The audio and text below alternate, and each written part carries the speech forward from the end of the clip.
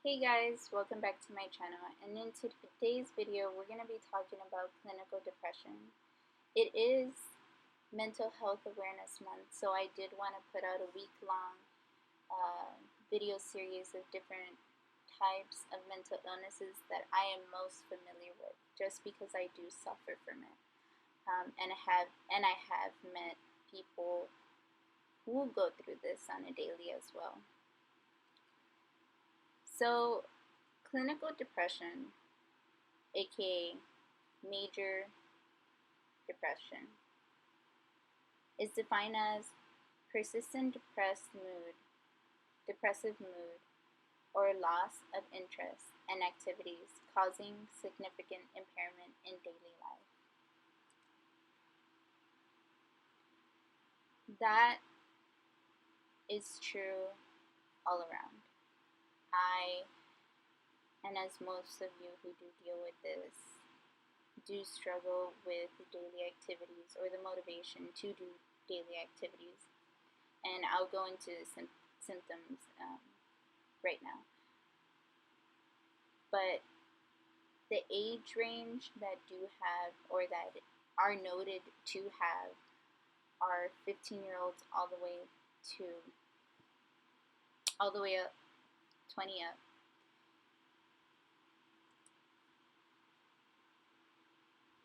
But that number can be seen as just an estimate. I understand that adults feel like children don't experience depression, but they show different symptoms opposed to adolescents and adults, just because they don't know how to explain what they're feeling. They just go by what you say because you're the authority. Therefore, they have to mimic whatever you are presenting. So, going back to the adults, 8.1 of Americans have at least one major depressive episode. That is also true. And when I say episode, it could even be a thought of suicide. Not everybody who is quote-unquote normal don't have these sad thoughts. The only thing that separates normal from somebody who is clinically diagnosed with depression is that major depressive individuals show these prolonged symptoms about 2 weeks. So if you're constantly thinking negative thoughts, oh, it's my fault, oh, I want to die, I want to die, I want to die, or you don't think I want to die constantly, but you think, oh, it's my fault, it's my fault, it's my fault, and you're dreading everything, and so on and so forth, that's what makes you an individual who might have major depression. And to give a number, an estimated number, it's 16.2 through 17.3 million individuals, and obviously up. And I say up because not a lot of people come forth to admit or even are aware of that they have major depression. They do not want to be diagnosed because I know there's a stigma pertaining to that. And going on to, women are twice as likely to be diagnosed with major depression. So statistically speaking, the number is 10.3. And that's twice the amount of 10.3% of women. Men were 5.2. And for the most part, that has to deal with a lot of race, ethnicity, certain groups, and just gender as a whole. Males are taught that any form of femininity, or quote-unquote femininity, is bad. It's a sign of weakness. and therefore they're not going to come forth with their feelings because feelings equals feminine. That is certainly not the case, and I know a lot of new generations can agree with me, but I know for the older generations, they are ultimately not going to come forth just because it's not okay. So we are taught. And even as a woman who comes from a Hispanic household, I was also taught that it shouldn't be a thing, that I shouldn't want to talk about my feelings because it just gets you hurt. And we were even taught to hate our gender because we were just going to have the bad end of the stick. Now, going on to socioeconomic statuses, obviously, if you weren't dealt the greatest hand on that, it does increase the likelihood of depression. So, socioeconomics, I'm just going to graze over it just because it is a very sensitive and elaborate topic to go over. But from a personal standpoint, I will say that I could speak on that just because parents do have to choose either money or love. For underprivileged individuals, there is no in between. And not to say that everybody does experience the neglect, but again, coming from a personal standpoint, my father did explain to me that it was either you had a roof over your head, or I was there and we had nothing. And them coming from complete poverty, they felt that it was a responsibility to prevent us from experiencing these unfortunate events that they had to go through as children. Having these external predicaments we are under increases our likelihood of being diagnosed or developing some sort of depression. And in this case, it's clinical depression. I suffer from it. My family suffers from it. I have plenty of friends who also suffer from it. Majority, I can't even tell you the majority because guys and girls all around who I've gotten close to do have this mental illness.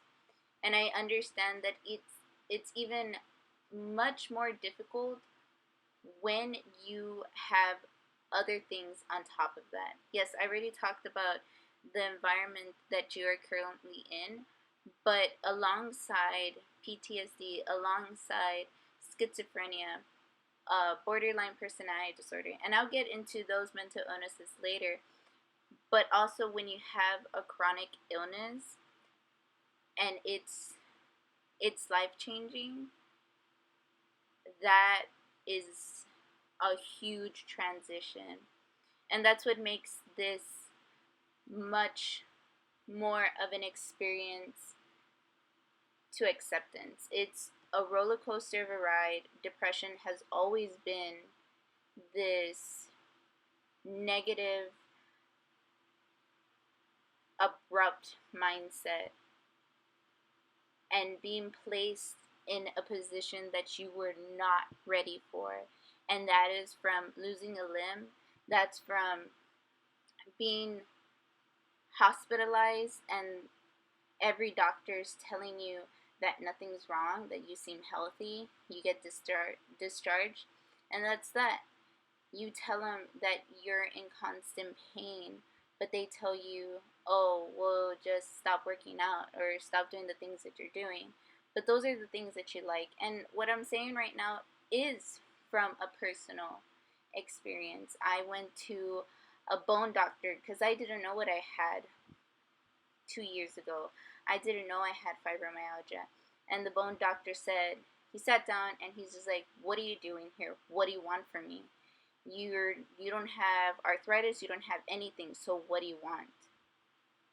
As rude as that was, and I wish I had the confidence that I do now to tell him, you know what, don't talk to me like that. I know exactly what I'm feeling, and I'm just trying to get to the bottom of this.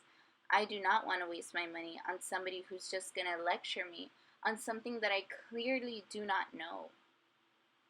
And those of you who are going through a chronic illness that is invisible, it is incredibly hard for people to understand because you look completely normal, and that adds on to this depressing mindset that we have created for ourselves because nobody's listening. Maybe, you know what, it is all in our head, but it can't be because I'm in pain. I can't sleep. I can't take a shower without it stinging. I can't, my hair's falling out. I can't understand what's happening to me. And from being a person who's on the go, who was raised to know that you're very independent and you need to be independent, don't rely on anybody. Now you have a chronic illness that you need to rely on somebody, that you need to be dependent in certain areas of your life. That is just devastating. And you will feel every feeling that you've never wanted to feel, that you've been avoiding up until this point. I get that. And I hope that you understand that none of this is your fault. This is a journey of true acceptance that your depression is not you. It is not you. Your depression is alongside you, but you are not your mental health. I mean, you are not your mental illness. At the end of the day, you are you. And I'm Alex. That is me. That is me with all of my other mental illnesses. That is me with my fibro. I am not my fibro. I just work around my fibro. This journey will teach you self-love. This journey will force you to do things that you never wanted to do and you never saw yourself doing. I used to hit the gym every day, 5 or 6 days out of the week, hitting every body part, eating, drinking up that protein, eating everything that I wanted to make them gains, and I would always go by no pain, no gain. That does not apply to us anymore. As much as we want to think, you know what, I'm in pain while you're working out, I'm in pain, so this is good. No, that means you need to listen to your body, you need to calm down, and you need to come back to the realization that you have limits, but your mental health, who you are, doesn't. What you can accomplish does not have a limit. You will have to let go of certain dreams, but that does not mean that you have to ignore other dreams that you have always wanted to complete. Because those that you are able to complete, do it. And that would make you much more happier than staying in the same place that you feel that you need to be in because you think you're weak. And that is depression. Constant negativity. But I could ramble on about depression all night long, all day. And I feel like this deserves a whole nother video in itself. But I hope to hear from you guys in the comment section below. I know I'm doing my makeup, but I wanted to do my makeup because mental illness is a touchy subject for a lot of people. And I want you to see that every day I'm still going. And I want to see you guys go on too, no matter how hard it is. I love you guys. You guys are doing amazing. See you in the next video. Bye.